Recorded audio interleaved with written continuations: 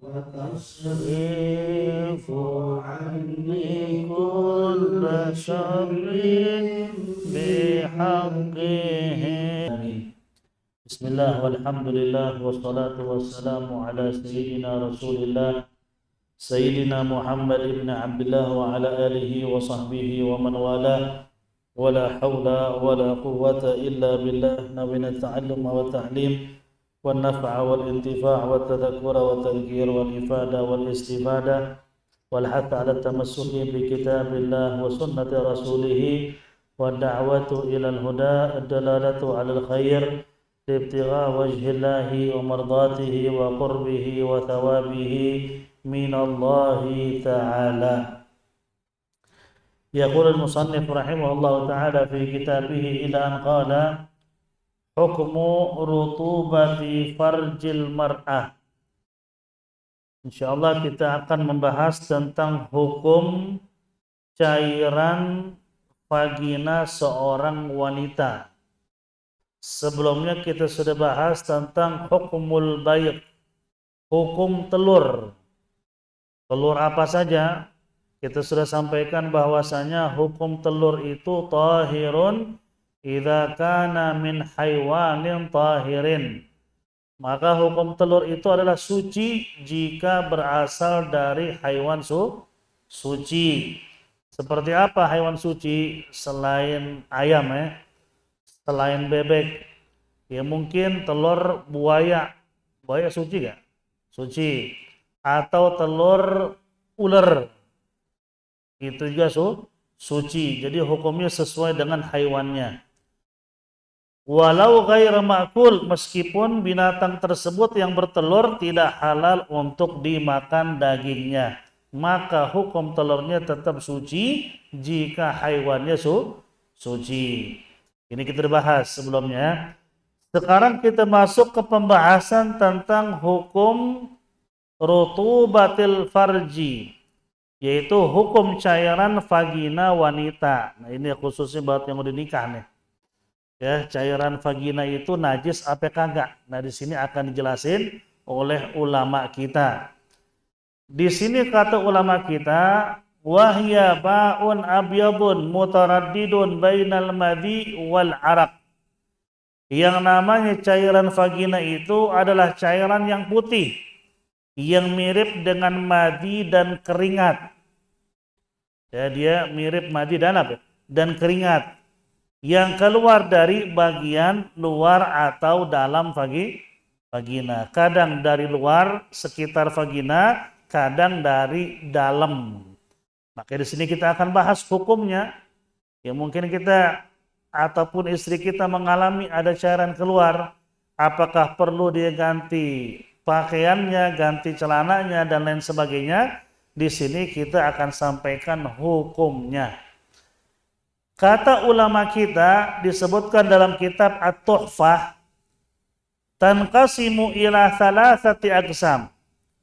Hukum cairan yang keluar dari vagina itu ada 3 hukum atau terbagi 3 hukum.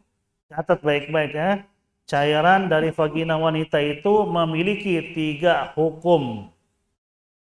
Yang pertama, tahiratun qat'an wa hiya ma takhruju mimma yajibu ghasluhu fil istinja'i wa huwa ma yadhharu 'inda julusiha. Yang pertama suci tanpa ada perbedaan pendapat antara ulama. Tahiratun qat'an artinya kagak ada perbedaan antara ulama. Mereka sepakat suci. Apa itu yang suci? Wahya ma takhruju mimma yajibu ghasluhu fil istinja. Yaitu cairan yang keluar dari bagian vagina yang wajib dibasuh ketika istinja. Cairan yang keluar dari bagian vagina yang wajib dibasuh ketika istinja. Dalam kurung, yaitu bagian yang nampak ketika wanita tersebut jongkok. Ya, perempuan kalau cebok, kalau istinja ini kan ilmu ya ilmu. Perempuan kalau cebok itu kan yang wajib dicebok yang mana? Bagian yang kelihatan. Yang mana yang kelihatan? Ketika apa? Jongkok. Ketika dia jongkok, bagian yang kelihatan dari vaginanya, kita pakai bahasa halus vagina deh ya. Padahal vagina kan dalam ya. Kita pakai bahasa halus vagina. Itu yang nampak itu wajib apa? Dicuci. Kalau dia buang air kecil, yang wajib dicuci mana? Bagian yang nampak ketika jongkok. Jika cairan keluar dari situ tuh, dari bagian yang nampak ketika dia jongkok, itu cairan hukumnya apa? Suci. Ya, dari mana tahu? Ya perempuan ini bisa ngerasa kok itu cairan dari mana? Dia kan ngerasa. Kalau kita laki nggak tahu, dia yang tahu ya. Dia bisa ngerasa tuh ini cairan dari luar. Kalau dari dalam apa? Dia berasa ngalir. Kalau di luar, sekitar yang kalau jongkok nampak itu hukumnya suci. Makanya saya ulang ya, suci tanpa ada perbedaan pendapat antar ulama, yaitu cairan yang keluar dari bagian vagina yang wajib dibasuh ketika istinja.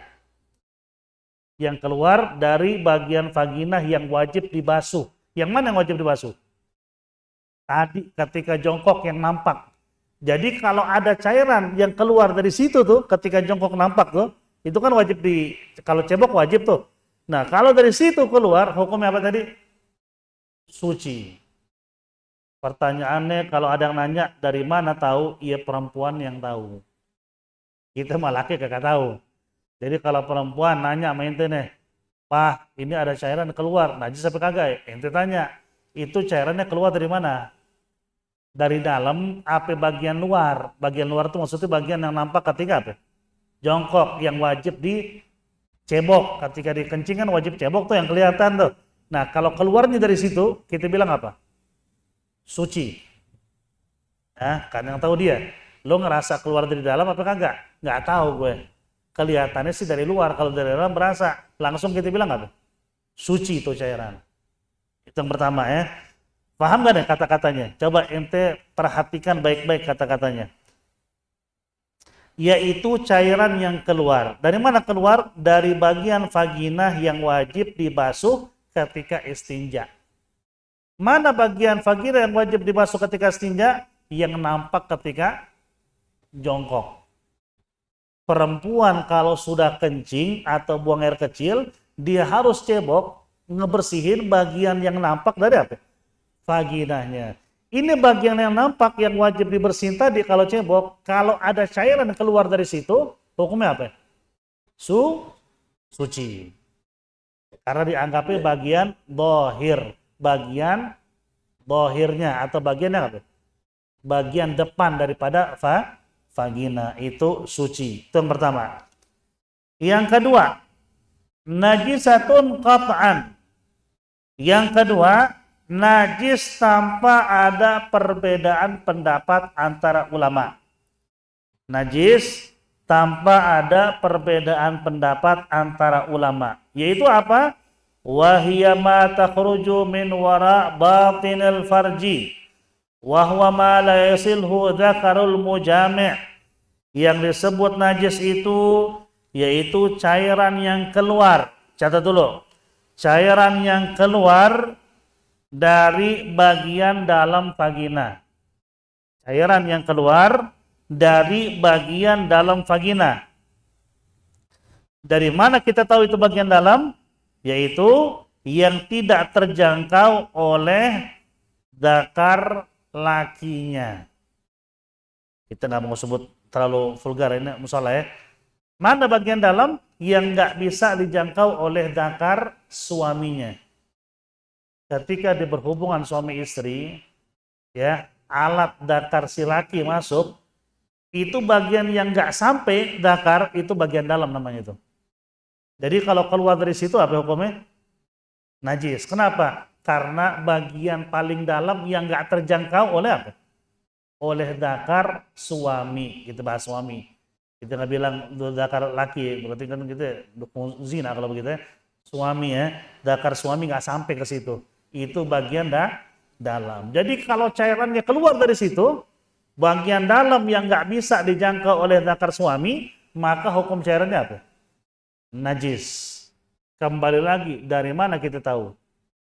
Si perempuan yang tahu. Dia bisa bedain kok.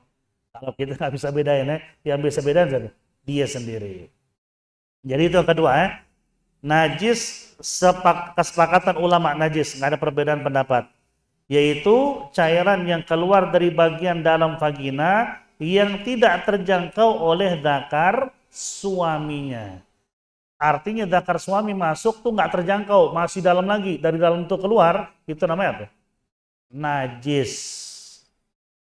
Yang ketiga, tahiratun alal asah. Suci pendapat yang paling kuat. Menurut pendapat yang paling kuat. Suci menurut pendapat yang paling kuat. Artinya masih ada pendapat yang bilang nggak suci, tapi paling kuat bilang suci. Apa itu? Wahya ma takhruju mimma la yajibu ghusluhu wa yasiluhu dzakarul mujami'. Yaitu cairan yang keluar dari bagian dalam vagina. Dari bagian dalam vagina yang tidak wajib dibasuh ketika cebok atau istinja. Tulis dulu ya. Cairan yang keluar dari bagian dalam vagina yang tidak wajib dibasuh ketika istinja. Namun zakar suami bisa nyampe. Zakar suami masih bisa nyampe, tapi bagian dalam tuh. Tapi zakar suami apa? Nyampe ke situ. Nah, itu kalau ada cairan keluar dari situ, pendapat yang paling kuat bilang kagak najis.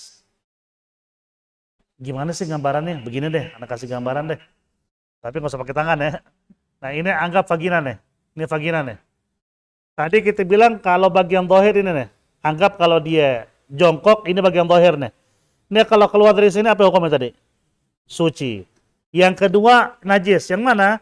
Zakar si suami nggak nyampe. Anggap paling dalam vaginanya sini nih. Anggap aja begitu ya. Zakar sampai sini. Sampai sini nih. Bagian dari sini kalau keluar, apa hukumnya? Najis. Kenapa? Zakar kagak nyampe. Yang ketiga, zakar sampai sini. Keluarin dari bagian sini nih. Yang zakar apa? Yang zakar masih bisa nyentuh. Hukumnya adalah suci pendapat paling kuat. Paham ya? Ini ada 3 pendapat. Terus kalau timbul keraguan, ya kembali kepada keyakinan aja. Si perempuan ini bisa ngerasa kalau lagi keringetan ada cairan di depan, itu tahu bagaimana apa? Kualitas cairannya, dia bisa paham kok. Kalau cairan dari dalam, itu biasanya ketika syahwat tuh, perempuan lagi apa? Syahwat kan ada cairan apa? Keluar, itu dari dalam banget itu. Dari bagian dalam yang apa namanya itu? Zakar tidak akan apa? Sampai itu hukumnya apa? Najis. Ada cairan yang keluar di tengah-tengah. Zakar bisa nyampe, bisa kesentuh nama zakar tuh. Keluar dari situ cairan. Hukumnya apa tadi? Suci pendapat yang paling kuat. Paham ya? Kembali lagi ke perempuannya semua itu mah. Biasanya umumnya kalau lagi nggak kenapa-napa, hawanya lagi biasa, apalagi habis berantem sama suami, ada cairan keluar, itu kemungkinan besar dari mana? Dari depan itu mah. Orang dia lagi apa? Lagi kagak lagi nggak syahwat. Kalau lagi syahwat, kemungkinan dari dalam. Itu hukumnya adalah najis. Ya, ini 3 pendapat ulama disebut dalam kitab At-Tuhfah. Ini ringkasannya sebenarnya. Sebenarnya mereka bahasnya panjang, cuman diringkas jadi apa? Jadi 3. Kesimpulannya itu 3 tadi. Kesimpulannya. Kemudian agsamun najasat al-ma'fu anha arba'ah. Kita masuk ke pembahasan berikutnya, masih masalah najis ya. Yaitu najis-najis yang menjadi suci atau najis yang dima'fu. Ada 4 atau terbagi 4 bagian. Najis yang dimaafkan terbagi 4 bagian. Catat baik-baik ya. Najis yang dimaafkan terbagi 4 bagian. Faham gak dimaafkan di sini? Maksudnya kalaupun gak dibersihin apa? Boleh, nggak apa-apa. Karena dimaafin. Artinya kalau kita sholat, sah sholatnya. Nggak perlu diilangin. Walaupun sebaiknya apa? Diilangin. Najis atau najis yang dimaafkan terbagi 4 bagian. Yang pertama catat. Ma yu'fa anhu fi thawbi wal ma'i. Najis yang dimaafkan ketika mengenai pakaian dan air. Catat yang pertama ya. Ada najis dimaafkan, mau ada di pakaian kita ke, mau di air yang kita gunakan buat wudhu ke, dimaafkan. Air di sini maksudnya apa? Dalam kurung di bawah dua kula, ya, di bawah 2 kula. Ini ada najis, kalau di pakaian kita dimaafin, di air yang di bawah 2 kula apa? Dimaafin. Apa itu? Ma la yadrikhu tarfu, yaitu najis yang tidak bisa dilihat oleh mata. Contohnya apa? Contohnya kotoran laler. Kotoran laler walaupun kecil, kadang-kadang memang kalau kita perhatiin kelihatan ya, itu dimaafin kata ulama. Di pakaian kita dimaafin, di air juga apa? Dimaafin. Contoh kotoran laler. Kan kita nggak tahu juga ya, laler kan main lewatnya di atas air, jangan-jangan apa ya? Ngelempar bom gitu, nggak tahu. Nah kita kan kamu nyari-nyari, mana itu ya, jangan-jangan ada kotoran nih, dimaafin. Karena nggak bisa dilihat dengan apa? Mata. Begitu juga di pakaian. Lagi sholat, lagi berzikir, mau sholat, ada laler hinggap. Dia buang hajat di baju kita. Gimana hukumnya? Dimaafin. Kagak usah dicari-cari. Nah itu najis yang dimaafin tuh. Di air maupun di pakaian. Najis yang tidak bisa dilihat dengan mata telanjang. Mata normal maksudnya. Kemudian yang kedua, ma yu'fa anhu fi thawbi dunal ma'i. Yang kedua, najis yang dimaafkan ketika mengenai pakaian, tapi tidak dimaafkan jika kena dalam air.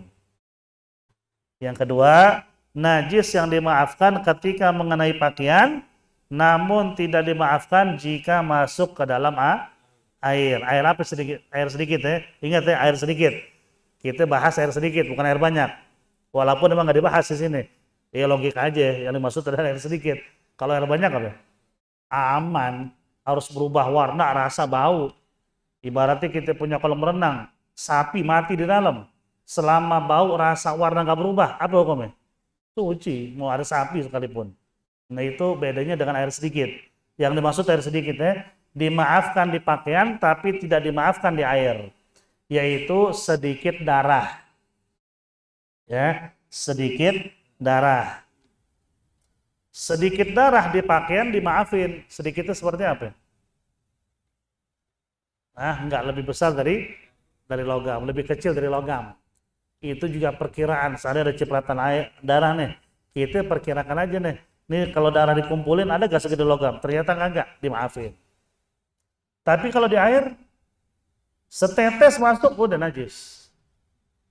Kita punya air dikit nih, tiba-tiba mimisan. Nyatu setetes, selesai udah. Di baju kagak apa-apa, di air bermasalah, yaitu darah sedikit. Kemudian yang ketiga, ma yu'fa anhu fil ma'i duna thawb. Yang ketiga, jenis najis yang ketiga, yaitu dimaafkan ketika mengenai air, tapi tidak dimaafkan jika mengenai pakaian. Di air dimaafin, di pakaian kagak. Yang ketiga nih. Al-mayyitatul lati la dama laha sa'ilun kadubabin wa namlin. Yaitu binatang yang tidak memiliki darah mengalir. Binatang yang tidak memiliki darah mengalir. Seperti apa? Lalat, semut, cicak, lalat, semut, cicak. Itu kalau jatuh di air mati, aman tuh air. Dipakai boleh gak? Boleh. Kenapa? Karena darahnya nggak ngalir. Dari mana kita tahu nih binatang darahnya nggak ngalir? Jika dipotek bagian badannya dia masih hidup, kagak ada darahnya. Masih hidup. Ya itu jangan potek juga ya, ngambil cicak potek gitu. Walaupun sebenarnya nggak apa-apa sih. Nabi kan nyuruh kalau bunuh cicak apa? Sekali pukul. Kalau 2 kali pukul, pahalanya di bawahnya lagi. 3 kali pukul, pahalanya apa? Di bawahnya lagi. Sekali pukul, pahala paling gede. Ini dipotek kakinya. Nggak bakal ada darah ngalir sama sekali. Nah itu kalau jatuh di air yang sedikit, apa hukumnya? Dimaafkan dan nggak najis. Tapi dengan catatan, nggak berubah warna, bau, rasa. Kalau berubah mana najis ya. Ini jatuh mati dalam air kayak kecoa, laler, apalagi tadi, semut, belalang, jatuh ke air, mati kita angkat, airnya aman, nggak berubah, kagak bau, pakai. Walaupun airnya sedikit. Tapi kalau di pakaian bermasalah. Kita sholat sambil bawa bangkai cicak, sah nggak sholatnya? Nggak sah, najis. Sholat sambil bawa bangkai semut, nggak sah, hati-hati. Nah, kita habis sholat kelar, zikir, terus kita lihat, waduh, orang-orang mati dalam kantong. Kita lihat udah kering, gimana tuh? Ulang sholatnya. Tapi kagak usah nyari-nyari sih. Setiap sholat nyari-nyari. Nah, ada ini nggak? Lah ribet ente. Selama ente nggak tahu, jangan dipikirin. Cuman begitu kelihatan, ya nggak sah. Seperti itu ya. Jadi di pakaian nggak dimaafin, di air dimaafin. Yaitu binatang yang tidak memiliki apa? Darah mengalir. Yang keempat, ma la yu'fa anhu mutlaqan. Yang keempat yaitu najis yang tidak dimaafkan secara mutlak. Apa maksudnya secara mutlak? Nggak dimaafin di air, nggak dimaafin di pakaian. Di pakaian kagak dimaafin, di air juga kagak dimaafin. Apa itu? Yaitu najis yang selain tadi. Selain tadi kita sebut tuh, semua najis nggak dimaafin di air, nggak dimaafin di pakaian. Ya, ingat, catat, insya Allah faham. Ente ngambil wudhu di ember di kamar mandi pas mau sholat subuh, ente ngelihat ada kecoa apa? Masuk mati, angkat aja, kita lihat berubah enggak, pakai. Kalau nggak jijik, biasanya kalau lagi ngantuk itu nggak jijik ya. Wudhu yang penting sholat dulu dah. Nah, sah nggak? Sah. Selama kagak ada apa? Perubahan. Ente sholat subuh mau ngambil air, mimisan, jatuh, tek, setetes, bisa dipakai nggak? Nggak bisa. Udah pakai, kembali ke tadi. Ana sholat di baju ana ada darah, tapi sedikit, sah nggak? Sah. Ana sholat ada bangkai laler di kantong, sah nggak? Enggak. Ana mau sholat ngambil wudhu pakai air, ada laler mati dalam air, sah nggak? Sah. Begitu kembali ke tadi. Ente hafalin tadi itu, udah selesai. Sebenarnya tuh ilmu fikih kalau kita perhatiin baik-baik dan dicatat mudah.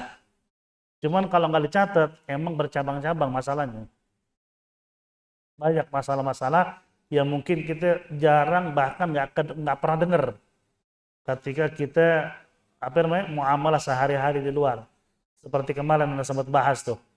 Bagaimana hukum sholat berbaring bagi orang yang nggak bisa duduk, sholatnya gimana? Berbaring ke sebelah kanan, bukan telentang ya, berbaring. Ini nih berbaring ke sebelah kanan, ke sebelah kiri, tapi menghadap kiblat, tapi ke kiri, boleh nggak? Karena harusnya sebelah kanan, tahu nggak sebelah kanan berbaring? Seperti mayat dimasukin ke kuburan, ke lahat. Kayak gitu tuh, kita sholat kalau nggak bisa duduk. Nah sekarang nih nggak begitu, kebalik, palanya di sini, kaki di sini. Ini kan kiblatnya, harusnya kan pala di sini, kaki di sini, ke sebelah kanan kan? Ini enggak dibalik, sebelah kiri. Boleh nggak sholat begitu? Nggak tahu kan? Nah itu fikih. Boleh, tapi makruh. Nyolatin jenazah. Itu kalau sholatin jenazah. Jenazah ditaruh di depan kan? Biasanya bagaimana posisinya? Pala di mana? Sini. Kaki sudah sini. Kita balik. Pala di sini, kaki di sini. Boleh gak sholat jenazah begitu? Boleh. Umumnya emang begitu. Cuman kalau kebalik, nggak apa-apa. Nah ini sebagai dalil atau jawaban bagi orang-orang yang suka nyolatin jenazah di rumah. Kan suka tuh, meninggal rumahnya sempit, jenazah asal taruh, sholat. Palanya ke sono tuh, nggak bener tuh. Puter dulu, kagak usah diputer, bilangin udah.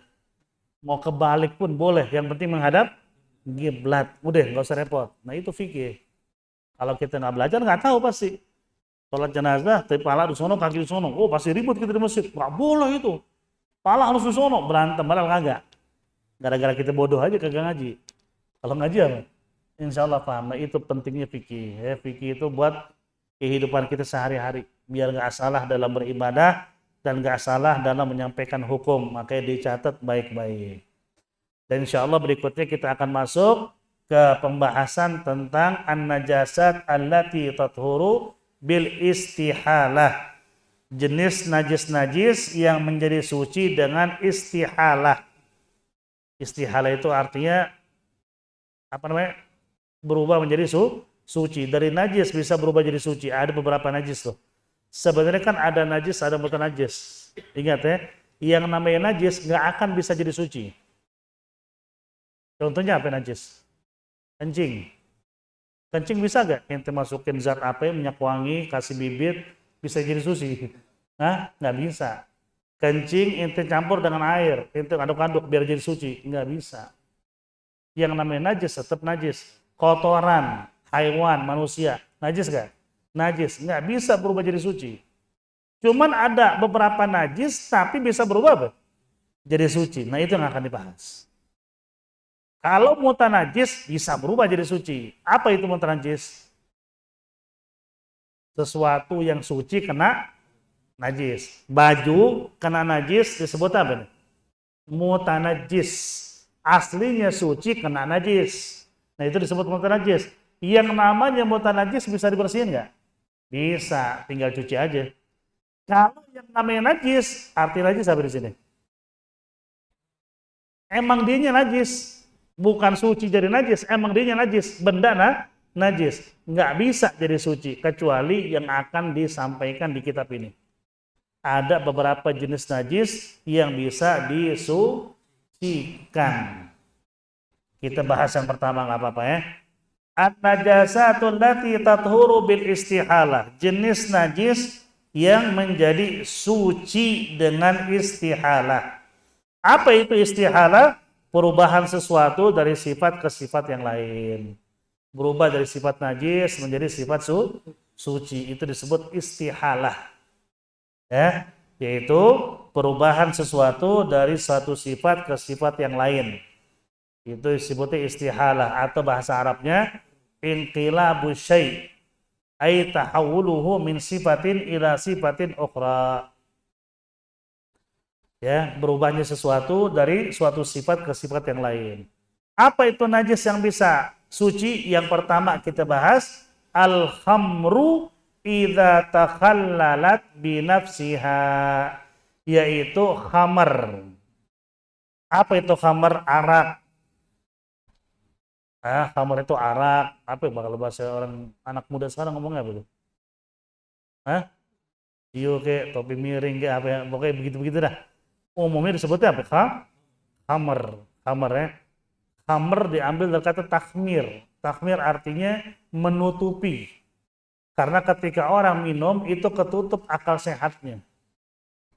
Jadi godek dah. Yang harusnya normal apa? Jadi ngaco. Nah itu disebutnya khamar. Karena yuhammirul akal. Nutupin akal sehat. Orang jadi kayak orang blow on. Kalau bisa tuh. Orang habis mabuk kan kayak orang blow on. Ketawa sendiri. Ngomong sama semut. Enggak ini beneran. Para mabuk ngomong sama semut. Bukan nyinggung orang gitu. Ngomong sama semut. Kucing ngajak macam maulid. Lagi mabuk. Dulu kita dengar cerita tuh ada orang mabuk emang orang Masya Allah dia baik. Kalau lagi mabuk itu yang menaik keong diajak baca maulid. Lah bener ini bukan cerita bohong ya. Jadi keong dikumpulin. Dibaca. Ya Rabbi sholli ala lagi mabuk. Nggak tahu tuh yang kita bingungin asyraqalnya gimana itu. Tuh keong ya. Tapi ada yang begitu. Tapi kalau lagi waras pasti kan dibingung ya. Masa gue ngajak keong maulid? Ya emang iya dia kagak sadar. tapi masih bagus dibaca maulid. Kan ada orang kalau lagi mabuk kan ngelakuin hal-hal apa? Kan ra'su kullu khati'ah, pangkal dari segala kejahatan itu apa? Minuman keras. Nah, khamar ini apa hukumnya? Kita udah bahas sebelumnya. Apa hukum khamar? Ada berapa jenis khamar? Ada dua. Ada yang suci, ada yang najis. Mana yang suci? Yang padat. Yang memabukkan tapi padat, seperti pil-pil. Itu memabukkan, dosa dikonsumsi tapi suci. Arti kagak najis. Yang najis yang cair. Yang berbentuk cairan itu najis, haram dikonsumsi plus najis. Jadi ada dua jenis ya. Ini hukum khamar yang dibahas di sini kemungkinan besar mah khamar yang cair ya, bukan yang apa? Bukan yang padat tadi. Khamar idza takhallalat binafsiha. Yang pertama adalah arak, yaitu yang telah menjadi cuka dengan sendirinya. Disimpan lama, pas dirasain jadi cuka. Suci gak? Suci. Dari najis jadi suci. Karena kan cuka juga kalau dikelola itu kan asalnya dari mana? Dari buah-buahan yang biasa digunakan buat khamar. Seperti anggur, itu bisa jadi cuka anggur. Korma, ada cuka korma.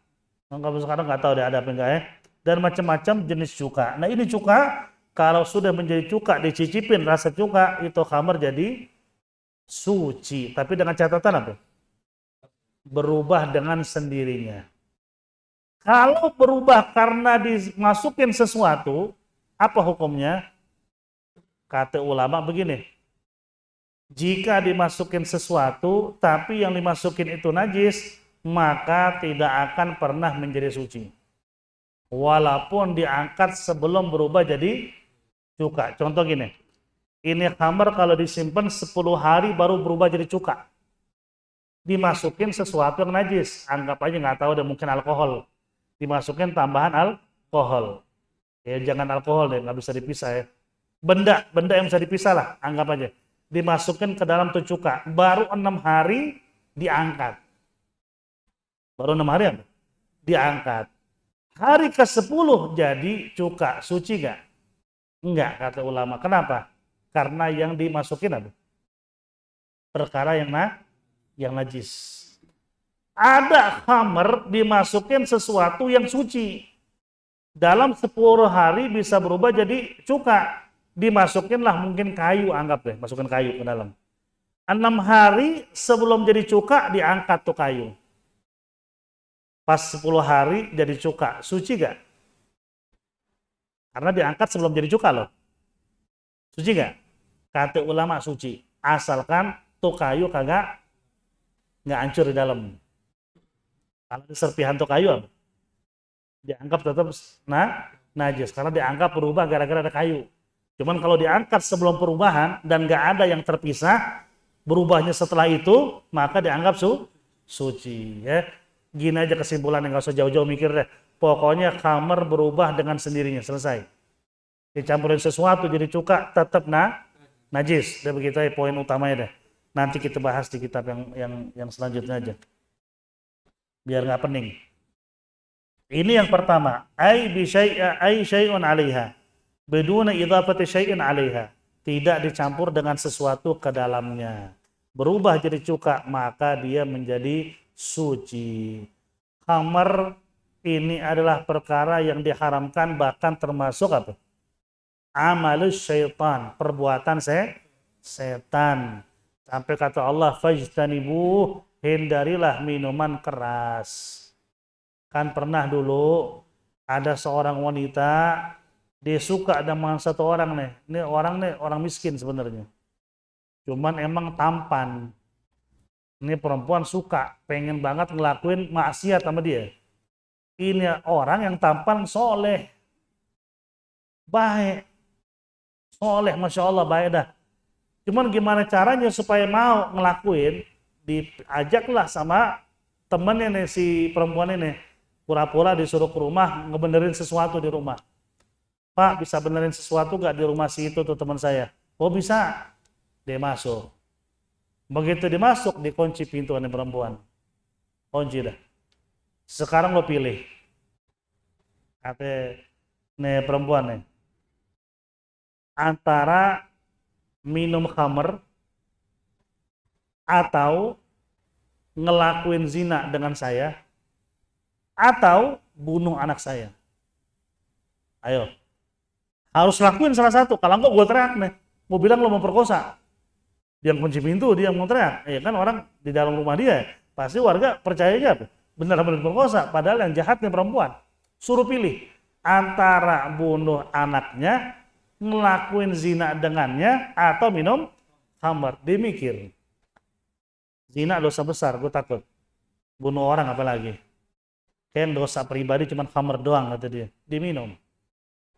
Gara-gara minum dia zina dengan tuh perempuan plus bunuh anaknya. Dalam kondisi apa? Mabok, nggak sadar.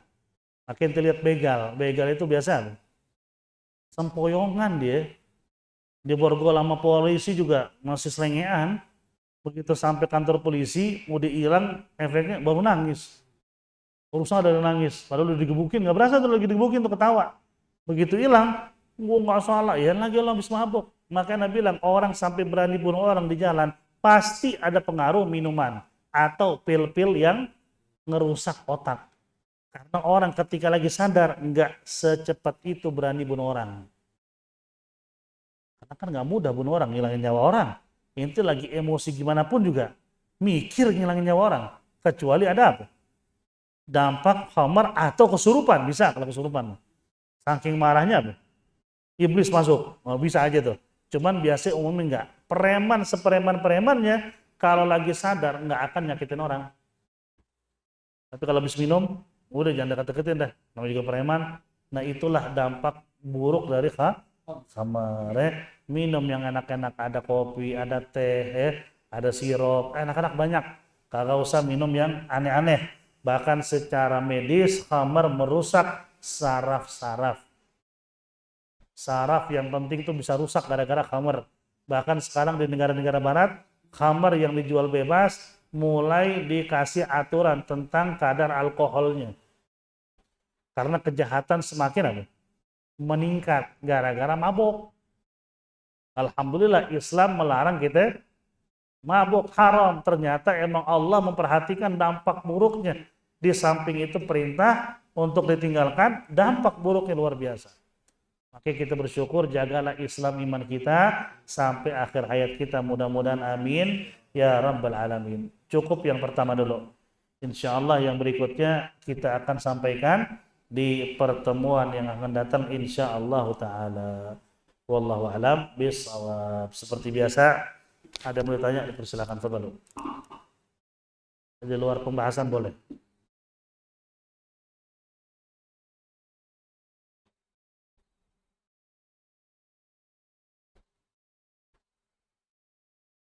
Fadhlu. Waalaikumsalam.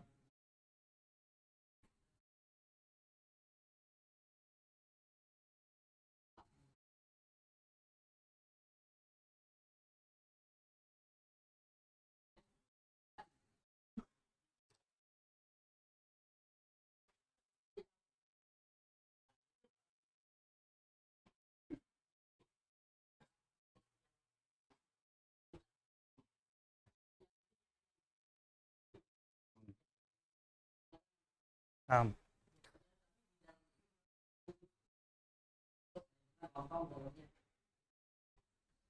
gini, ketika dimasak berbarengan wadahnya sama apa beda wadah? Itu harus dilihat tuh. Kalau wadahnya beda dan orangnya bisa ngejamin nggak ada keharamannya, bahkan dipakai sarung tangan khusus ketika lagi apa? Masak babi, begitu lagi masak ayam tuh sarung tangan apa? Dilepas dipakai sarung tangan lagi khusus buat apa? Buat ayam, diyakini dan bisa ngejamin boleh dimakan. Cuman kalau dua wadah tapi tangannya ke sono kemari, emang wadahnya dua, masuk sini di sini ngaduk, nah di sini itu pasti apa? Ada yang kecampur itu mah, apalagi apa namanya itu? Sendoknya sama, ngaduk sini, wah itu bumbu kemana-mana itu mah. Najis gak? Najis, haram, haram. Kalau pasti kecampur dengan dagingnya. Cuman selama bisa dipisah dan dia ngejamin, apalagi kita lihat orang yang mau bersih. Ketika masak yang haram buat kita tuh, sarung tangan rapi. Ketika masak yang ayam pakai sarung apa? Tangan yang baru itu insya Allah masih aman. Nah kalau kita was-was, lebih baik ngikutin sabda Nabi. Di'ma yuribuka ila mala yuribuk. Tinggalkan apa yang kamu lakukan, lakukan yang tidak diragukan. Istafti nafsak, istafti qalbak, kata Nabi. Kalau ada sesuatu yang kita ragukan, tanya sama hati kita. Insya Allah hati kita ngasih apa? Jawaban. Kalau kita ragu nih, halal apa kagak, halal apa kagak. Hati kita sebenarnya sudah berat tuh. Kita ngambil sesuatu nih di supermarket tertentu. Emang ada halal aja, cuman hati ke apa? Halal gak ya? Itu sebenarnya udah ngasih sinyal itu bahwa ente nggak usah ambil. Walaupun ada halalnya, karena maaf halal itu emang kita mulai kita hargain, tapi siapa yang ngejamin setelah diperiksa itu kesononya apa? Tetap halal terus. Memang pihak yang ngasih sertifikat halal nongkrong di situ 24 jam kan kagak. Hati bener gak halal ya? Jangan diambil udah. Lebih baik ambil lah nggak? Yang hati kita tenang ketika kita ambil, itu lebih baik seperti itu ya. Ada lagi, fadhal.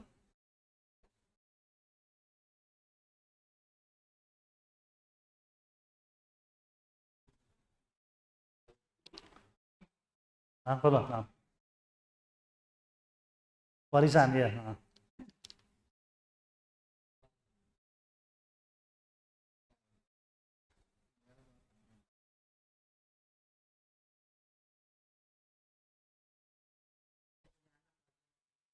Siapa ini?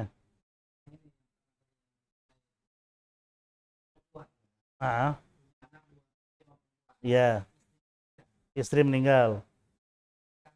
Si bapaknya. Ibu tiri. Ah, ah.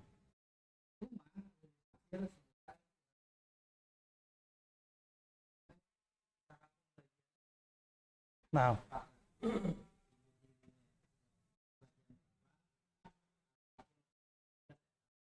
hmm. Sebenarnya kalau untuk pembagian memang tergantung jumlah harta ya, jumlah harta. Yang pasti si ibu tiri dapat karena dia istri, ya. Dan harta yang ditinggalkan itu kan harta suami. Arti istri apa? Pasti dapat, nggak mungkin nggak. Cuman nggak sebesar kalau si bapak ini nggak punya anak. Ya, kurang lebih kalau nggak salah dapat seperenam, seperenam dari warisan. Sisanya punya anak-anak almarhum. Nah, anak almarhum punya anak laki dan apa? Laki perempuan ya, sepasang ya. Ya udah kembali ke mereka. Si laki dapat 2 kali dari perempuan. Si emak dapat seperenam dari harta warisan. Walaupun mak tiri, karena dia dapat warisan dari suami. Kecuali itu rumah yang ditinggalkan milik ibu almarhumah. Ibu mereka berdua nih. Si ibu tiri nggak dapat. Nggak dapat si ibu tiri. Nggak ada hubungan sama ibu tiri ya. Nah, soalnya gini, tadi kan nanti bilang suami istri, istrinya meninggal, punya anak 2. Si suami nikah lagi. Tapi ini rumah peninggalan istri yang meninggal. Begitu si suami meninggal, si istri muda dapat nggak? Nggak. Itu warisan ibunya. Si istri nggak dapat istri yang kedua karena bukan peninggalan apa? Bukan peninggalan suami. Jadi kembali lagi, harus saya tanya lagi, apa itu harta gunung gini? Arti separuh punya istri, separuh punya suami. Kalau begitu, si ibu tiri dapat dari haknya suami doang. Jadi dari hak suami didapat seperenam, sisanya dikembalikan ke siapa? Ke anak-anaknya. Jadi seperti itu. Nah,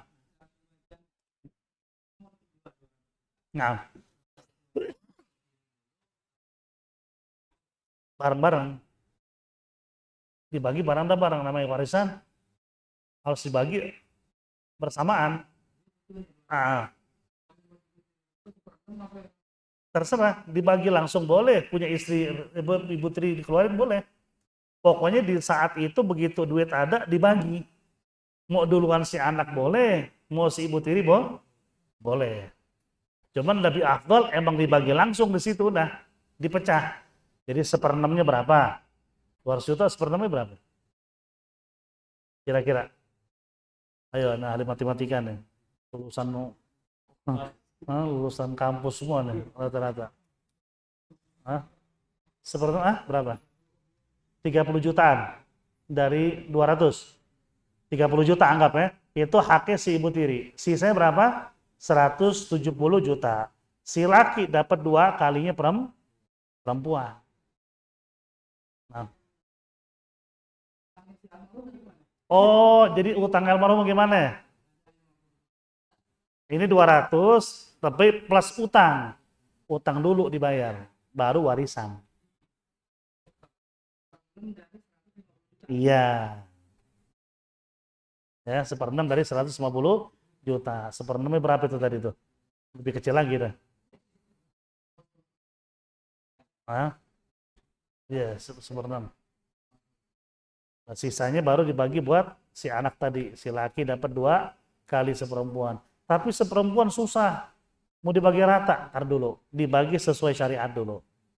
Ya, si laki dapat haknya, si perempuan dapat haknya, sudah dipegang, itu kan bukan warisan lagi. Itu namanya apa? Hak milik. Baru si laki ngasih buat adiknya yang perempuan atau kakaknya tadi. Nih, hadiah dari gue. Itu boleh. Jangan dari awal dibagi langsung apa?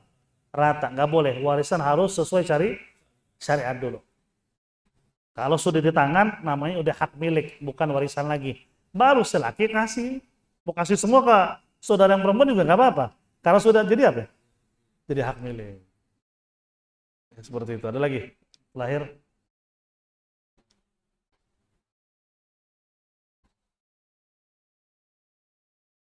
Ada ya, wallahu alam. Bisawab al-Fatihah ala hadhihi niyya wa ala kulli niyatin salihah wa ila hadratin Nabi sayyidina Muhammadin sallallahu alaihi wa alihi wasallam bisirril Fatihah. A'udzu billahi minasyaitonir rajim. Bismillahirrahmanirrahim. Alhamdulillahi rabbil alamin arrahmanir rahim maliki yaumiddin. Iyyaka na'budu wa iyyaka nasta'in ihdinas siratal mustaqim siratal ladzina an'amta 'alaihim غير المغضوب عليهم ولا الضالين آمين. اللهم بحق الفاتحة وسر الفاتحة بكرامة الفاتحة يا فارج الهم يا كاشف الغم يا من لعبده يغفر ويرحم بفضل سبحان ربك رب العزة عما يصفون وسلام على المرسلين والحمد لله رب العالمين.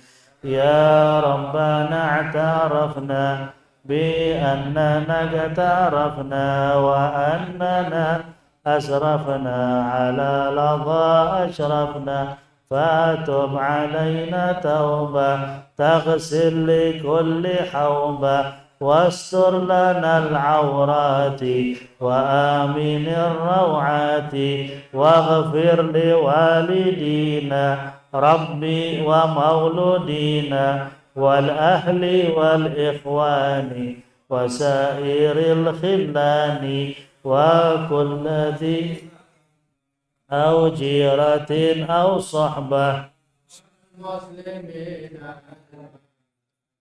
يا رب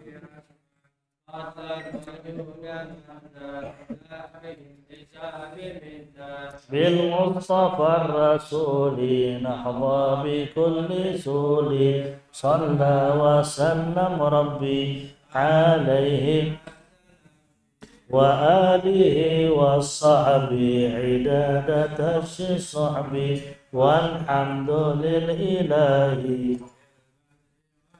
Nah, satu lagi sebelum tutup, ketika ada yang meninggal dunia seperti itu tadi tuh kasusnya tuh bikin tahlilan dan lain sebagainya, nggak boleh pakai harta warisan. Ya. Jadi tahlilan, konsumsi buat tahlilan itu anak-anak patungan kalau ada. Kalau nggak ada, kalau usah dipaksa. Jangan dari warisan, jualnya itu motor bapak buat tahlilan, dosa. Ingat, tahlilan pakai warisan, dosa. Tapi bayar utang pakai warisan, wajib. Sebelum dikubur, kalau bisa, utangnya dipikirin. Langsung aja orangnya bilang, anggap lunas, lunas, tadi bayar, bisa. Nguburin. Yang penting sekarang apa? Lo ikhlasin, biar dikubur tenang, insya Allah nanti dilunasin. Seperti itu ya, wallahu alam. Wassalamualaikum warahmatullahi wabarakatuh.